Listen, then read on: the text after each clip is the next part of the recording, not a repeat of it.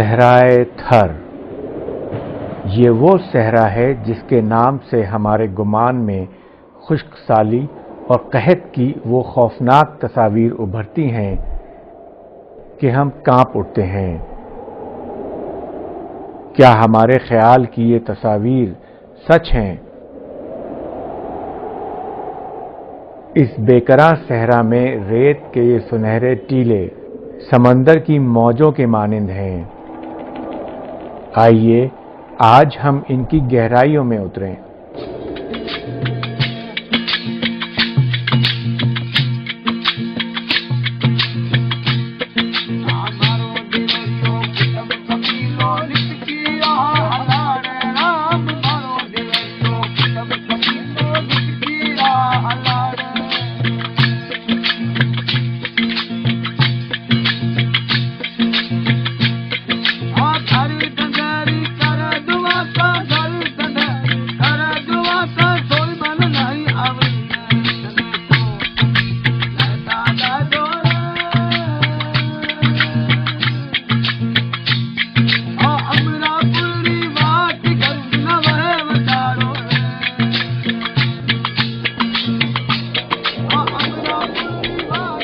وادی سندھ سے لے کر وسطی ہندوستان تک ایک عظیم صحرائی سلسلہ ہے۔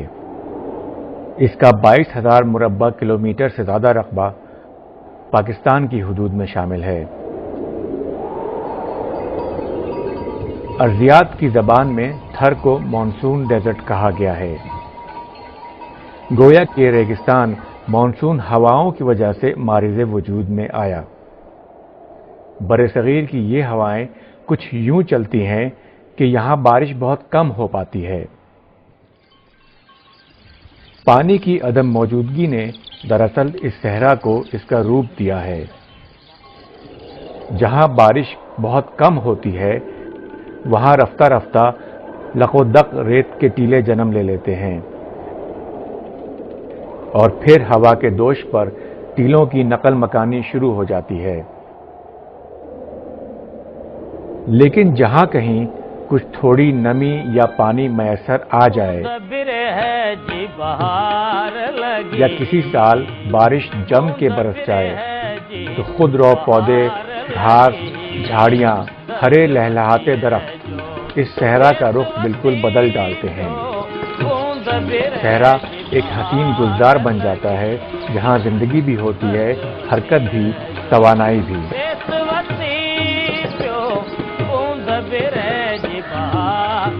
یہاں کی آب و ہوا کا انسان نے نہ صرف مقابلہ کیا ہے بلکہ کئی تہذیبیں یہاں پھلی پھولی ہیں اور کئی قوموں نے تھر کو اپنا گھر کہا ہے۔ یہ صاحب مندر ہے 500 سال کا، جین دھرم کا مندر ہے۔ ان کی زندگیاں اور کہانیاں وقت کی اس ریت پر عبارت ہیں جو ان ٹیلوں میں دفن ہے۔ ریت کی ان سلوٹوں میں لاکھ مشل بکف ستاروں کے کارواں گھر کے کھو گئے ہیں۔ ہزار مہتاب اس کے سائے میں اپنا سب نور رو گئے ہیں۔ اس کی سلوٹوں میں ان حریری پرچھائیوں کو محسوس کیے بغیر نہ جانے کتنے قافلے یہاں سے گزر چکے ہیں۔ یہ بوڑھا جب اپنا تماچا بجاتا ہے تو ستاروں کے کہکشاں اس کی آنکھوں میں جھلملاتے ہیں۔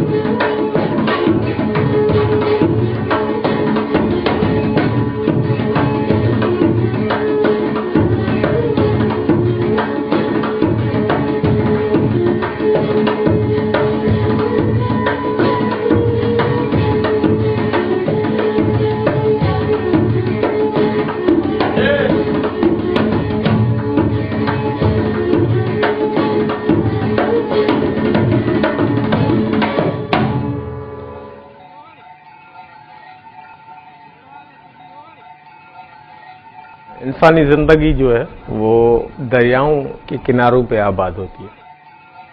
تھر میں ایسا کوئی دریا نہیں ہے، تو اب سوال یہ ہے کہ تھر میں زندگی لوگ کیسے آئے. تھر ایسی جگہ ہے جو کسی زمانے میں شاید ورجن لینڈ تھی، جہاں بہت زیادہ جنگل تھا، چراگاہ تھا. یہاں شروع میں لوگ جو آئے وہ اپنے مویشیوں کے لیے آئے، مویشی لے آئے، مویشی چراتے تھے، اور ان کے لیے بارشوں کا پانی جو بڑے بڑے تالابوں میں جمع ہو جاتا تھا وہ استعمال ہوتا تھا. اور اس کے بعد کہیں کہیں کسی جگہ لوگوں نے کنویں کھودے، اور پانی اگر پینے جیسا مل گیا، تھوڑا سا پانی ان کے گزارے کے لیے ہو، باقی ان کے مویشیوں کے لیے. ایسے یہاں زندگی شروع ہوئی. تمنا کی وسعت کی کس کو خبر ہے، لیکن یہاں کے لوگوں کی ایک نگاہ ان کی سیدھی سادی زندگیوں کا پتہ بتاتی ہے. یہ صحرا ان کے خون میں شامل ہے، اس کی ریت ان کی سانسوں میں بستی ہے، اور ان کی آنکھوں کے گہرے پانیوں کا بہاؤ تمام رکاوٹوں کو عبور کرتا ہوا ریت کے ان ٹیلوں میں سینکڑوں فٹ کی گہرائی پہ موجود رہتا ہے.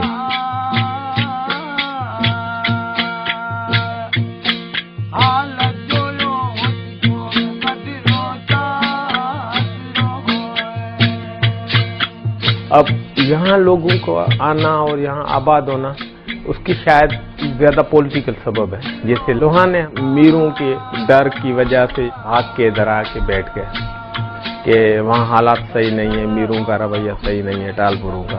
بہتر ہے کہ تھر میں بھاگ جاؤ، وہاں سیکیورٹی ہے، وہاں کوئی نہیں پوچھتا. اور ہنرمند جو لوگ ہیں، جیسے لوہار ہے، جیسے سونار ہے، جیسے لکڑی کا کام کرنے والا ہے، وہ سب راجستھان سے ادھر آئے ہیں. کوئی بھی یہاں کا نہیں ہے، راجستھان سے ادھر آئے ہیں اپنے بزنس کے لیے. ایسے کچھ شہر بنتے گئے، اور یہاں کے چراگاہ ان میں باہر کے لوگ آ گئے، جیسے بنیے لوگ آ گئے جن کے پاس کوئی مویشی چرانے کا جن کا کوئی ایکسپیرینس نہیں تھا، تو انہوں نے چھوٹی چھوٹی دکانیں کھول لی. کوئی لکڑی کا کام کرنے والا راجستھان سے آیا تو انہوں نے لکڑی کا اپنا کام شروع کیا. تو اس وجہ سے چھوٹے چھوٹے یہ گاؤں جو مٹھی، ڈپلو، چھاچرو، ننگر پارکر بنے. اور اس کے علاوہ باقی جو پورا تھر ہے وہ ایسے ہی ڈیزرٹ ہے، بہت چھوٹے چھوٹے گاؤں ہیں، چاروں طرف بہت زیادہ زمین جو ہے وہ ان مویشیوں کے گزران کے لیے. اور مویشیوں سے دودھ ملتا ہے، پھر دودھ سے وہ گھی بناتے تھے. گھی کا بڑا کاروبار یہاں سے ہوتا تھا. اس کے علاوہ مویشیوں کا بزنس بھی یہاں سے ہونا شروع ہوا، اور ایسے لائف چلی. لیکن اس میں ٹھہراؤ بہت تھا، کاسٹ سسٹم بہت اسٹرانگ تھا. ایک گاؤں میں جو بھی 3-4 کاسٹ رہتی تھی ان کا الگ الگ محلہ ہوتا تھا، بیچ میں بڑا گیپ ہوتا تھا. شاید مرنے پہ تو جاتے ہوں گے ایک دوسرے کے پاس، وہ بھی بڑے جاتے ہوں گے، اور شادیوں میں بھی وہ شامل نہیں ہوتے ہیں، بہت کم ہوتے ہیں. گھر میں حکمرانی جو رہی ہے وہ تو رہی ہے راجپوتوں کی شروع سے. ایسا آپ کہہ سکتے ہیں کہ راجستھان کا ایک حصہ ہی تھر رہا ہے. این محمد بن قاسم جب آیا سندھ پہ، اس نے پورا قبضہ کر لیا. تب بھی عمرکوٹ میں راجپوت تھا حکمران. جیسے پہلے تو برصغیر میں، جیسے ہندوستان پاکستان سے پہلے تو راجپوت قوم کی بھی اسٹیٹ بہت اسٹیٹ، جیسے جودھ پور ہے راٹھوڑوں کی اسٹیٹ، جیسلمیر بھاٹیوں کی اسٹیٹ، ادے پور سسودیوں کی، یہ بھی راجپوتوں کی قوم ہے. مگر اس میں سوڈھا جو ادھر ہے آپ کو وہ ایک سپر قوم سمجھتے تھے. اور ادھر پورا اثر رسوخ جو تھر میں رہا ہے رولنگ پارٹی، وہ سودھوں کا ہی رہا ہے. جیسے تو یہاں مسلم رول نہیں رہا، مسلم رول ادھر آیا ہے تالپوروں کے ساتھ. ہاں، تالپور تھے، ان کی جب حکومت آئی اس کے بعد یہ جو ادھر کی جو لوکل انتظامیہ تھی وہ راجپوتوں کے ہاتھ میں ہوتی تھی. سوڈوں کے ہاتھ میں. جیسے ہندو سسٹم ہے شیڈول کاسٹ والا، برہمن ہوتا ہے، کھتری ہوتا ہے، کھتری یہ راجپوت، اور ویش بنی ہے جو بزنس کرتے ہیں. باقی جو شیڈول کاسٹ ہوتے ہیں جس کو وہ اچھوت کہتے ہیں، اس میں جیسے کولی ہے. کوہلی یہاں کے قدیم یا اصل باشندے ہیں جنہیں آدی واسی کہا جا سکتا ہے.